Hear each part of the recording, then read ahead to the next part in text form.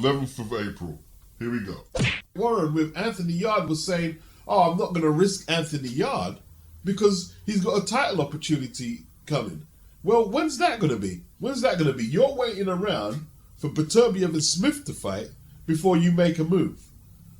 No, you needed to put him on the bill, on the Tyson Fury, Dillian Whyte bill. You're saying you're not going to risk him. Well, boxing is a risk. That's the whole point. It is a risk. And inactive fighters are at the risk of losing big fights because their tools are not sharp enough. What the fuck is Frank Warren talking about? Eddie Hearn, 14th of April today.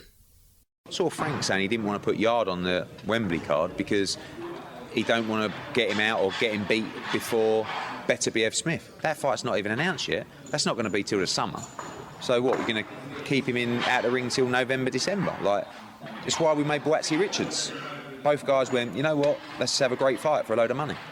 So I think that's what you're going to see people do. Maybe he's watching the bids. But I've been saying what I've been saying for weeks. Go look at Yarde and Joshua Buatsi's rankings. They're quite similar. Buatsi's ahead of Yarde in 2 of the sanctioning bodies. Yarde is ahead of Buatsi in 2 of the sanctioning bodies. They're both on the cusp of world title fights, right? Frank's telling us he can't risk Anthony Yarde in case he loses. And if I gave Yarde a cupcake, everybody would moan. But yet Eddie is putting Buatsi in there with someone who's ranked number 7 for Bivol's WBA belt, number 15 for Beterbiev's strap, one of his straps, a world-ranked fighter. And I said, I don't mind if Yarde fights anyone in the top 10 or top 15. But yet, he's sitting on the sidelines, waiting for a title shot, when the guys who he will be fighting for that title shot haven't even announced a fight date yet. Why would you be waiting around like that? What is the logic in this? You see, when people are saying you're Eddie Hearn shill and you hate Frank Warren and just this childish shit, this is how you prep a title challenger. This is how you prep a title challenger. And there's no guarantee that Buatsi will win. But if you believe in your guy, you show him you have that belief. Go take that fight. Go increase your ranking. Go show people what you can do. Go bolster your confidence to take on the top guys. Let's remember, Craig gave Bivol a decent scrap. He did. And if Buatsi loses, I'm going to get a lot of idiots running on the page. You see, Beat, you don't know what you're talking about. Boxers lose when they take chances. But if you don't take chances, you can't improve because you're not testing yourself. Don't you get it? Craig Richards has a better record than Lyndon Arthur. Let's get that straight from the start. So this is better than anybody that Yarde has fought apart from Kovalev. And Buatsi's taking him on when he could just play it safe for a world title fight. But no, big South London showdown against a world-ranked opponent. And you know what it is as well? He's got Virgil guiding him.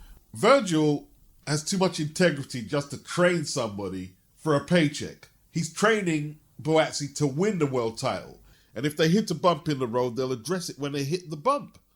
And that's it. You know, there's not much more we can say. Dylan's definitely a top 5 heavyweight. And if he beats me, he'll be ranked number 1. So all to play for. If Dylan beats Tyson Fury, does he go ahead of Alexander Usyk as the top heavyweight? What's your take? Now, there's going to be some bias in some of your replies. There's no doubt about that. Usyk beat the unified champion with 3 belts. Fury's beaten one of the hardest punchers in the weight class twice. But Fury only has 1 strap. Try not to be biased. That's all I'm going to ask. Dillian actually lived with the Furies. Peter Fury brought him in because Tyson needed strengthening at that stage of his career. And Dillian said he lived with them on a gypsy campsite in Warrington for months. He's saying they used to be friends, but, you know, it looks like no love lost right now. Interesting. You just got to look at the PBC's management of their heavyweight roster. And it tells a story in itself, don't it? I mean, Ortiz is saying Andy Ruiz is full of shit. He just never wanted to fight us. Just like Ortiz took an eliminator with Charles Martin but didn't want to take the final eliminator with Hrgovic. Because basically the PBC tried to market the fight as an eliminator to get extra pay-per-view buys and extra bums on the seats. Because fights these days cannot be marketed without some tag on it. Eliminator, or this is for this belt or that belt. So, to me, it was false advertising what they did. For Luis Ortiz to say Andy Ruiz is full of shit, when he clearly had no intention of going through with that Hrgovic fight.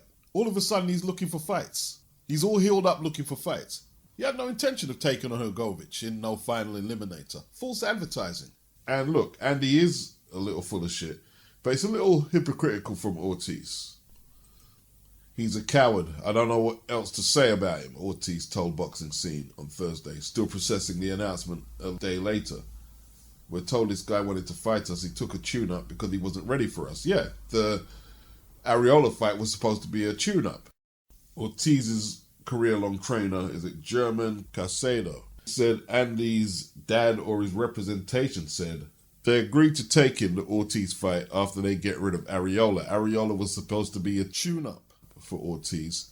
Then they said they needed another fight after that. The Areola fight was early last year, and they've ended up at Triller in the middle of 2022.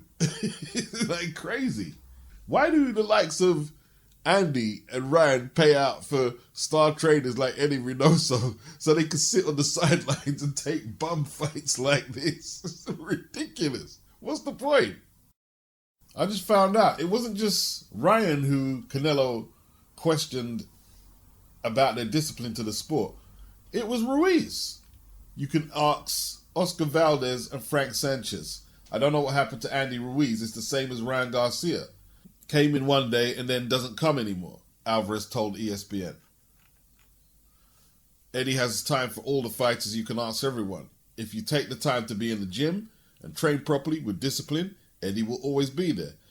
If you train for 20 minutes, you don't come for 4 days or arrive at the time you agreed, you must be disciplined, said Alvarez. Canelo said Reynoso used to shout at him to work harder during training. See, but Ruiz, he understands it. He knows he hasn't dedicated himself to the craft, so he's not firing back at Canelo like Ryan was. And he said, yeah, Canelo's the same. He barks at all of them. He barks at Andy, he barks at Ryan to do better. And Ruiz said, I can't argue back because he's the man right now. Adam Kawanaki blew that bag against Joshua, so did Ortiz. Andy Ruiz was the only one who stepped up in the end. Charles Martin turned down the eliminator against Hrgovic. So when we look at the PBC, and then we got to throw Wilder in there for blowing that Triller bag for over 120 mil, and look where his career is now. That was for undisputed. When you look at what Devin is sacrificing in an attempt to become undisputed, 20%, I'm not so sure he should have done that. You know, you're letting these scumbags get away with practices that should have been did away in boxing a long time ago. 20%, the rematch is definitely in Australia. Lou DiBella's got a piece of it. Bob Arum's got a piece of it. Going to lose his free agent status for at least a couple of years. Not convinced that it's the greatest deal for Devin, but that's how much he wants undisputed. I'm tired of all you people who would probably vote for John Fury if he was running for mayor of Manchester. I'm tired of you people, you know, John the Salt of the Earth and Diamond Geezer and all that. Ultimate Hard Man. Why don't the Ultimate Hard Man challenge David Haye to a fight in the ring if he's so hard? You know, like, you guys talk about your standards of stand-up manhood, but yet John Fury wants to get him banned from his job. What man tries to get another man banned from his job? Where is that a part of real stand-up manhood? Oh, I want you to get you banned because you said my son's gonna lose. John's a snowflake. Modern day cancel culture baby. That's what he sounds like to me. David Haye says Dillian Whyte has all the attributes to beat Tyson Fury. And he does. That doesn't mean he's going to win, but he does have all the attributes. This is what I was talking about with that biased media out there. Because John is media. He's on BT all the time. Tommy, his son, is on BT all the time. Just praising Tyson Fury relentlessly. Look how John reacted to Carl Frampton the other day. It was pathetic. Because Carl thought that Jake Paul could beat Tommy. BT have to fix what they're doing. I was trying to watch this breakdown between Fury and Whyte on BT, and when I saw Joseph Parker was on there, I said, nah, just another Tyson Fury fanboy. And it's not just John Fury. Some of the Tyson Fury fans, you tell them that you think someone could either beat Tyson Fury or give him a good fight, they're like, oh, you know nothing about boxing, you're racist, you're biased, you're this, you're that, you hate Tyson, you hate gypsies, and the whole lot comes out. It's pathetic. Like Eddie was saying, well, somebody's got to pick Dillian. Do you think 94,000 people are all turning up to see a one-sided slaughter where Dillian has zero chance? What sense does that make? A few weeks ago, you told me you think it does 600 to 700k buys on BT. Still the same? Yeah, I think it does. It does 1 million to 1.1, maybe, yeah, one on Sky, and I think it does 600 to 700,000 on BT. Even though they sold 94,000 tickets? That doesn't really have a bearing. I mean, I've done fights that have sold 80,000 or 90,000 for Klitschko. And that was 1.15 million on Sky. That was a big fight at the time. But look, it's a big fight, and it's not. That's a good number. What's the biggest BT pay-per-view previously? 800,000 for Fury Wilder, one of the fights. I can't remember which one. Absolute bollocks. Absolute bollocks. 800,000 for middle of the night. No way, Jose. I don't know what the numbers were for Fury Wilder 2 on BT. I don't know. 800,000? I mean, Mike Tyson on the first pay-per-view in Britain done, 600,000 on Sky? And that's on Sky. On BT, 800,000? 4 or 5 a.m. in the morning on BT, pushing it a little.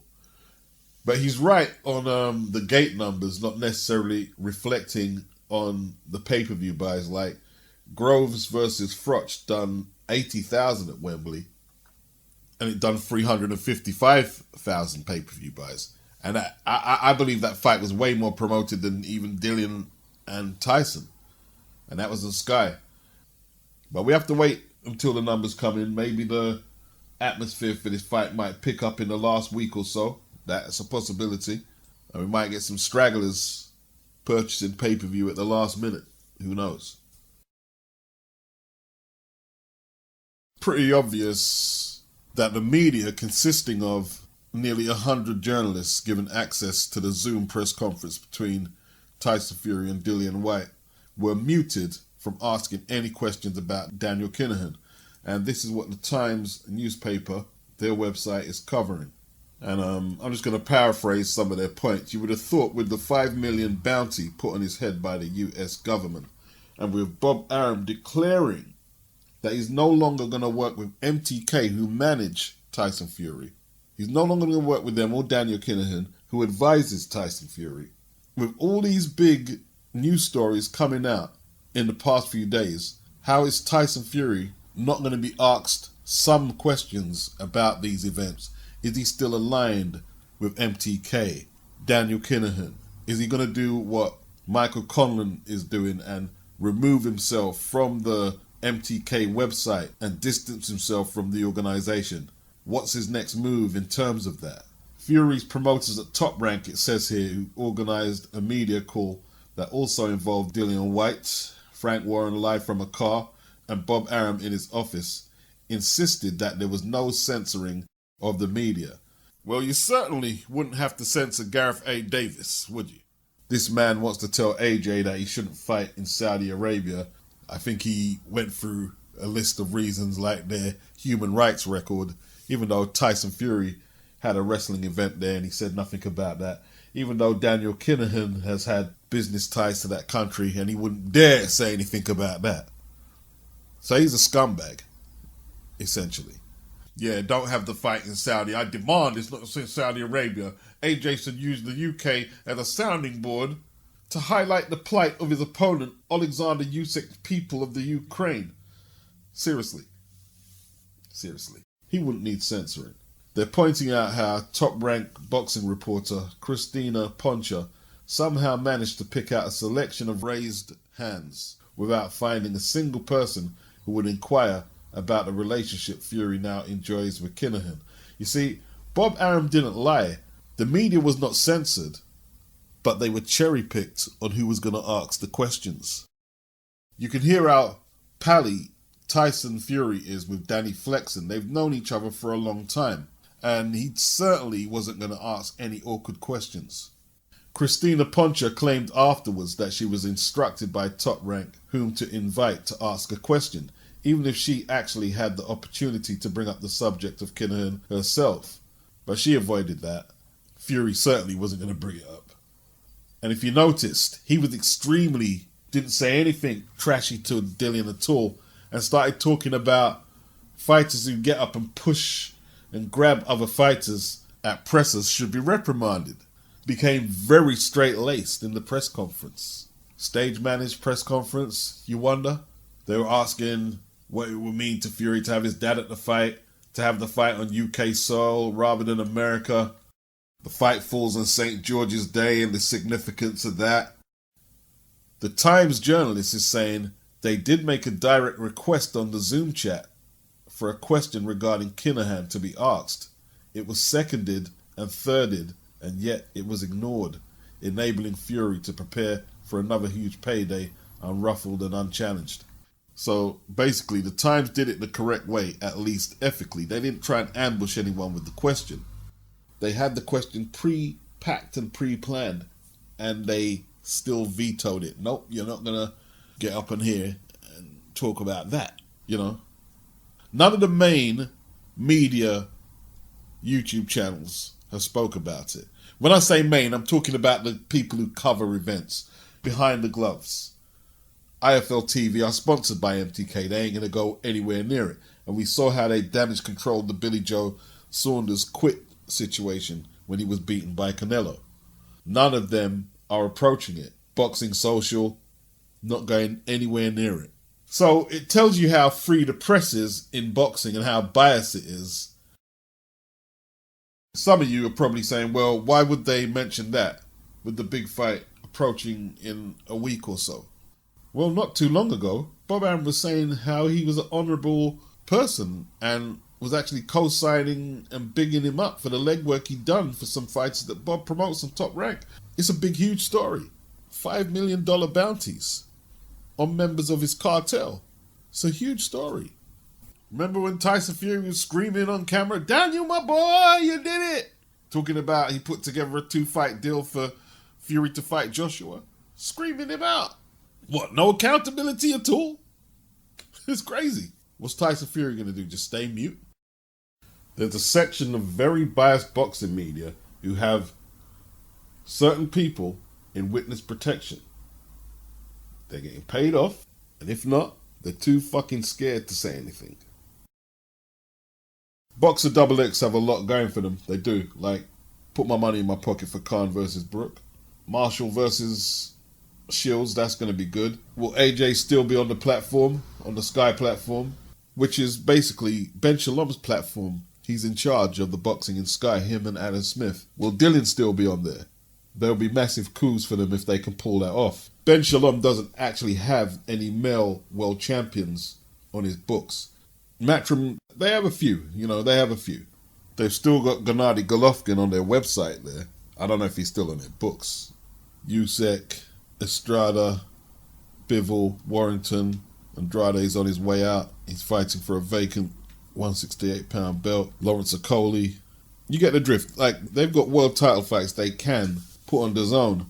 Ben doesn't have that. The roster still isn't as impressive as Matchroom's. It's not.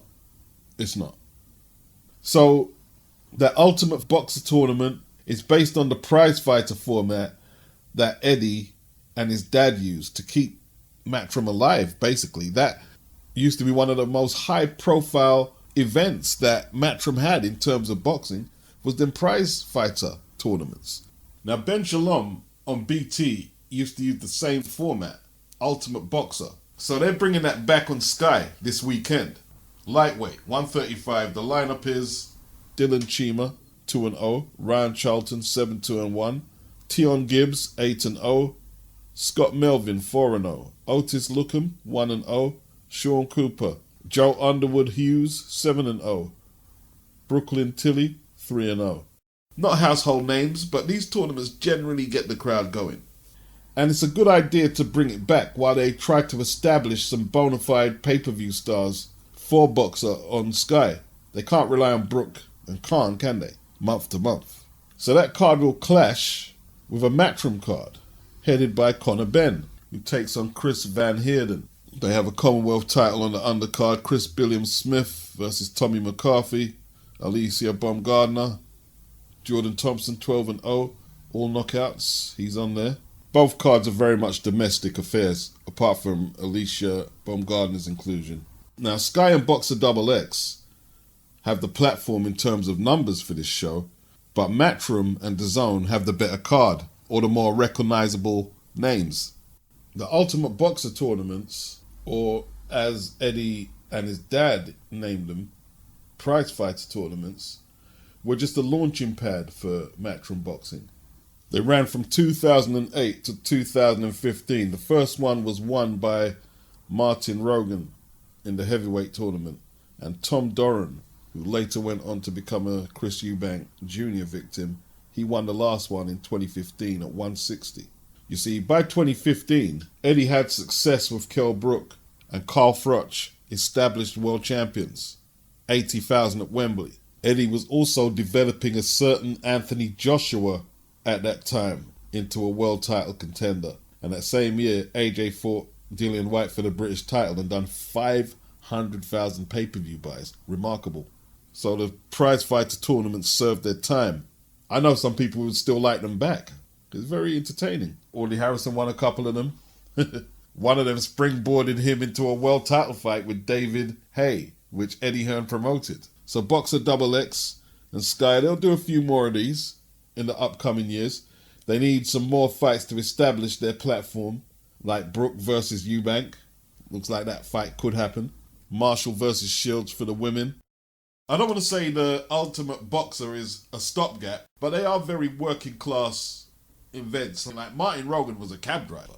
A lot of them feature boxers who might have a job as a builder and stuff like that. They did. They were very working class. Events like Froch Groves bring out the celebrities. You know, you see Lennox Lewis and Evander Holyfield, Deontay Wilder turn up for AJ versus Klitschko. They're mega events. The prize fighter, I don't think too many celebrities were coming out to see them tournaments. I don't think so. Maybe they were, but I don't think so. Showtime are not picking up prize fighter or Ultimate Boxer events though, are they? Here's an article from Boxing News Online from a few years back, which I'm not going to pay for. I could only read it up to a certain point, and then they started fading it out unless you pay for the article. Eddie Hearn is saying that he wasn't going to rule out the prize fighter tournaments, but he needs the dates for title fights now. So, you know what I mean? It is what it is, and there's going to come a time where if Ben Shalom is successful, he'll be in the same position. Apparently, Jack Solomons used to do a similar format, an 8-man tournament, all wrapped up in one evening. We could be talking 40s, 50s, or 60s. I don't have any detail. So that's probably where Barry got it from and passed it on to Eddie. I'm not being disrespectful to BT at all. I didn't realize they had a card, and I've done an edit at the last minute. They do have a card. The main event is an EBU European Super Bantam title fight. Jason Cunningham. I don't remember that name, but you know, he's from Doncaster. It looks like he's the British, European, Commonwealth and IBF International Super Bantamweight champion. He beat Brad Foster. Okay, so listen, he's got credentials there. I don't know much about him, I admit that. Don't know anything about him. He's 32 years of age, and he's defending against Thierry Lecouvier from France. This will be held at Telford International Centre. I'm just going to look at the names I know. Nathan Heaney, he's fighting for an IBO International middleweight belt. The rest of the people, I'll put them up there in case some of you know them. I don't know. I know Serge Ambomo as a journeyman. I know him. He takes on George Davey, who's 5-0. Serge is 7-29-2. He's brought in as an opponent. This is the only name I really know. I think I've seen the name Macaulay Owen. I don't really know much of these fighters on here, but Frank's giving them a run out, and he's got a card on. I didn't realize he had a card on. So BT, Sky, and DAZN are all clashing. Same time zone and all. That's crazy. That's crazy. Without being biased, because I've got DAZN, we have the best card out of the three, in my opinion. Prize Fighter and Ultimate Boxer tournaments, they're cool. There's been some good tournaments, no doubt. But if I was to get too many of them, and too many cards like that BT card, I don't know. I think DAZN does the best service out of all the main free outlets in the UK. You know, we still got to give Channel 5 a chance, and Eurosport, Pro Bellum and Wasserman, we got to give them a chance, but I still think DAZN does the best service.